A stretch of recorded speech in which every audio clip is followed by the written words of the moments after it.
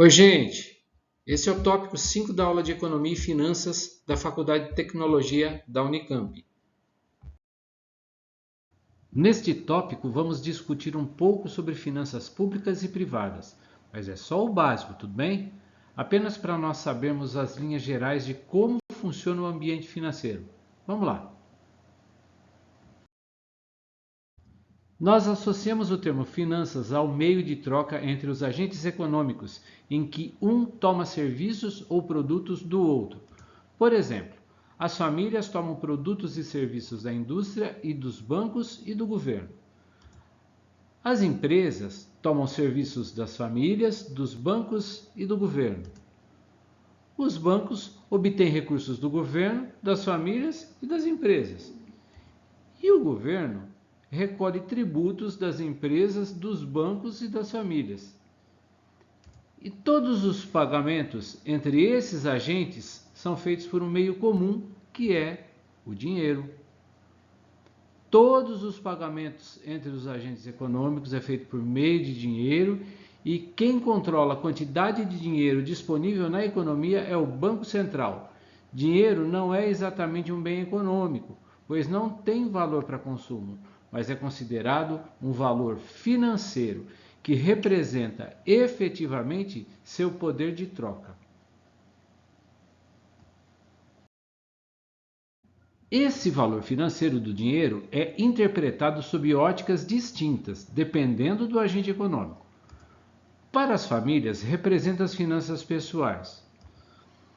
Já para as empresas e bancos, são as finanças corporativas. E para o governo, são as finanças governamentais. O que acontece é que cada um desses agentes tem uma maneira específica de tratar finanças, que inicia pela maneira como cada um obtém o dinheiro. O conceito de finanças pessoais envolve a aquisição de bens e o pagamento desses bens por meio de recursos financeiros. Esse é um típico caso de compra à vista, em que o comprador dispõe de recursos e o utiliza no momento da compra para quitar essa compra. Mas, quando o comprador não dispõe do recurso financeiro no mesmo momento da compra, um outro agente auxilia na transação, o banco. Ele intermedia a relação entre o comprador e o vendedor, concedendo crédito para quem compra, cobrando juros por isso.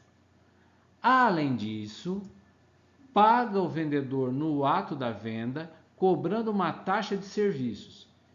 Em uma transação que envolve crédito, o agente intermediador, também chamado de credor, que nesse caso é o banco, precisa estar seguro quanto à capacidade do devedor, que é quem utiliza o crédito, em liquidar a dívida após um prazo que é previamente ajustado. Quando o prazo vence, o devedor liquida sua dívida com o credor. Liquidar é um termo que define a atitude de converter uma promessa de pagamento em pagamento efetivo, ou seja, dinheiro.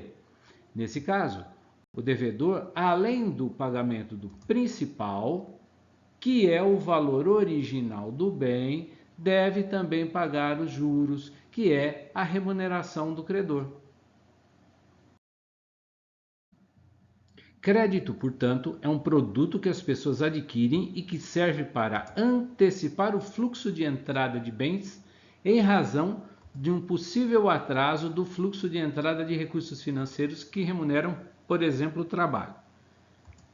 Pelo lado dos demandantes, o crédito existe em razão de uma necessidade, quer dizer, as pessoas não têm dinheiro, mas têm necessidade de um produto ou serviço.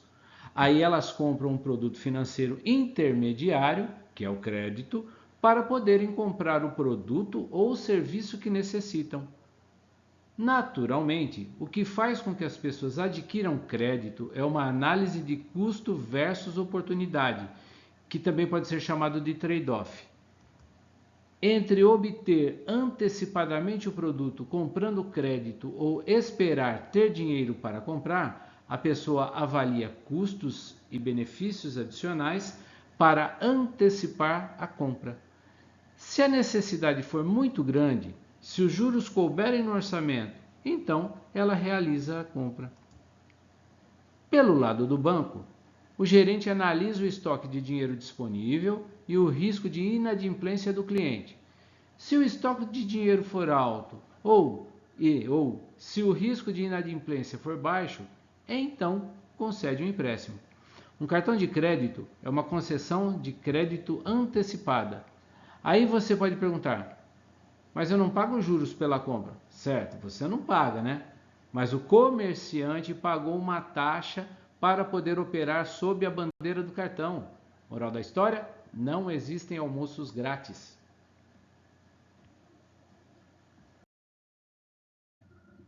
Mas crédito não é a única coisa que interessa às pessoas quando o assunto é finanças. Imaginando que ao invés de obter recursos adicionais para a aquisição de bens, as pessoas tenham gastos mensais normais e um excedente de orçamento para investimento. O banco então capta todos esses excedentes, que são chamados de investimento, e guarda em seu estoque, até que outras famílias ou empresas se interessem em adquirir como empréstimos ou financiamentos. Os juros pagos pelos empréstimos e financiamentos terminam por remunerar, além dos bancos, também os investidores. Os investidores, quando escolhem então um investimento, buscam analisar 3 coisas básicas. Primeiro é a liquidez, porque é importante saber se o investimento pode ser transformado rapidamente em dinheiro. Isso acontece porque o investidor comum se vê sempre na iminência de precisar de dinheiro. Pensar em emergências ou eventualidades é uma característica que determina qual tipo de investimento um investidor prefere. Rentabilidade é uma condição que determina uma escolha. Naturalmente, o investidor busca o investimento que tem o máximo retorno ou a máxima rentabilidade. Normalmente, a liquidez está associada à rentabilidade. Quanto maior a liquidez, menor a rentabilidade. Isso acontece porque a instituição que trabalha com dinheiro quer ficar o máximo de tempo trabalhando com ele. E também, obviamente, ganhando mais. Tempos curtos, breves, representam menor ganho, ao passo que tempos mais longos representam maiores ganhos. E essa característica envolve outro conceito que é o risco. Risco representa a probabilidade do retorno sobre o investimento não ocorrer ou ocorrer de maneira inferior ao esperado. Isso pode significar incontáveis fatores. Por exemplo, uma empresa que vende uma ação pode investir em uma produção de maneira inadequada e seu lucro pode decair, gerando frustração ao acionista. Existem alguns modelos estatísticos que servem para a mensuração de risco. Mas é importante deixar claro que risco não significa incerteza. Para uma situação de risco, define-se uma probabilidade de ocorrer o inesperado. Já para a incerteza, não é possível estimar a ocorrência de erros. Então, sempre que você pensar em um investimento que esteja contido em um ambiente de incerteza, não execute.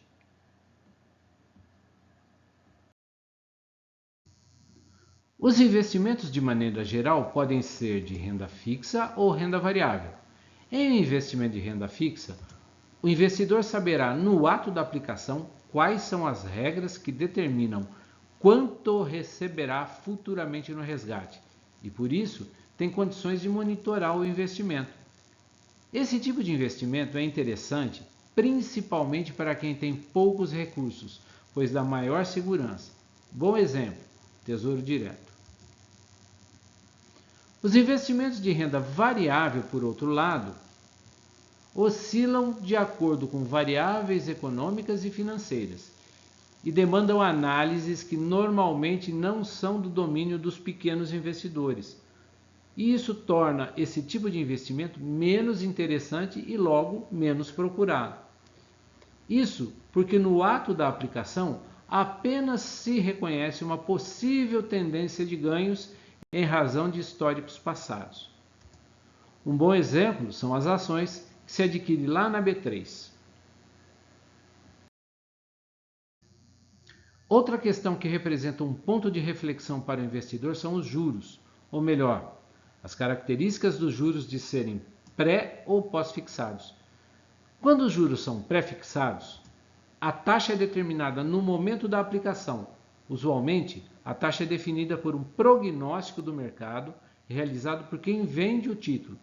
Dessa maneira, ao aplicar, o investidor já sabe qual será o rendimento no momento do resgate. Um bom exemplo são as debêntures. Debêntures são certificados pelos quais as empresas fazem empréstimos para investimento em suas operações, pagando uma determinada taxa de juros no resgate. Os juros pós-fixados, ao contrário, têm sua taxa definida no momento do resgate. Por exemplo, se os juros do produto financeiro são definidos pela taxa Selic e se a Selic muda antes do resgate do título, então o rendimento será associado à nova taxa. Isso pode ser bom se a Selic subir, ou pode ser ruim se a Selic baixar. Um bom exemplo de investimento com juros pós-fixados é o Tesouro Selic, que acompanha a taxa acumulada da Selic. Dá para perceber então que no caso dos juros pré-fixados, o operador financeiro toma para si o risco do investimento. Então, é de se esperar que isso tenha um custo, certo? Tá certo que as debêntures podem não ser pagas se a empresa fizer um mau investimento, mas aí se trata de um risco de mercado e não é um risco financeiro.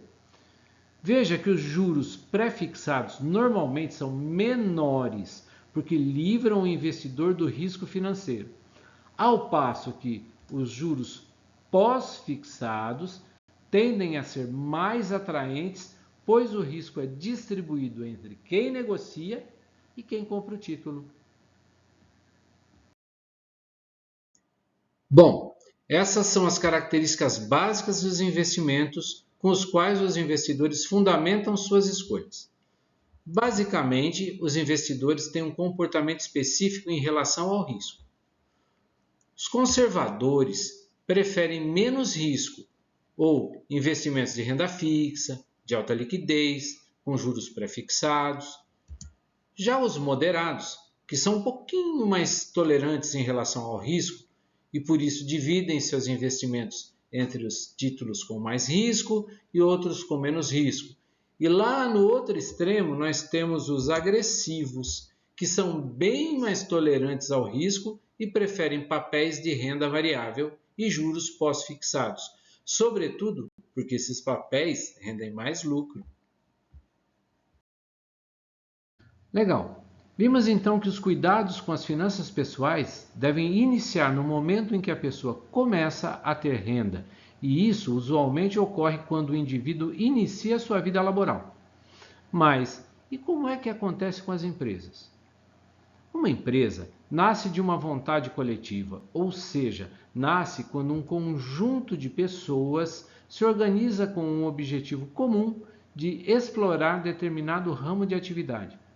Essas pessoas se associam em um empreendimento e transferem do seu patrimônio pessoal de pessoa física os recursos necessários para constituir uma pessoa jurídica.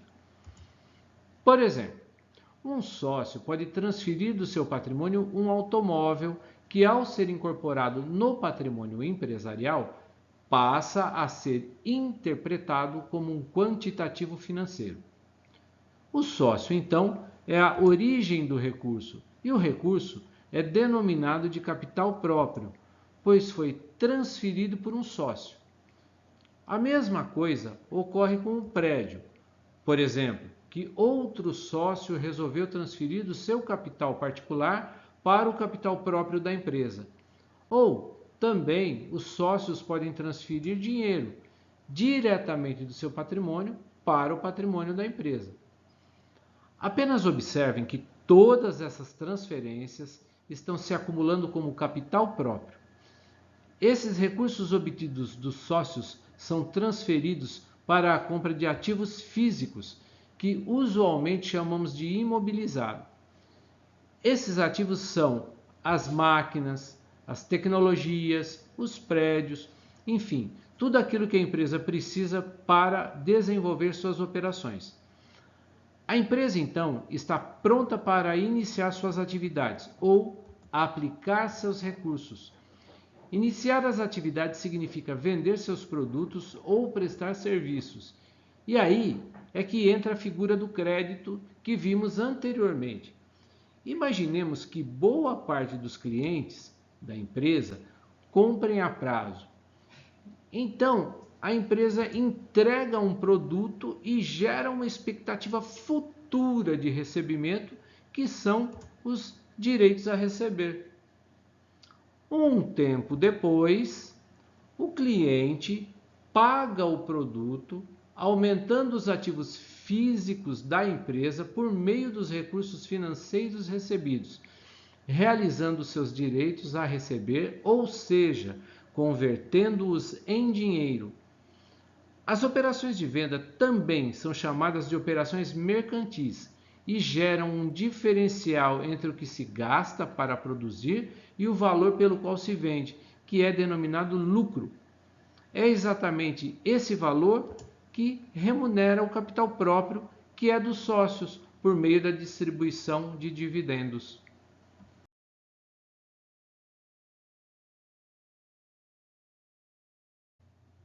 Acontece que as empresas normalmente precisam de mais dinheiro do que propriamente aquele que os sócios aportam como capital próprio. Essa situação obriga as empresas a obterem recursos em outras fontes, como, por exemplo, bancos e financeiras, que disponibilizam recursos que complementam as necessidades financeiras da empresa.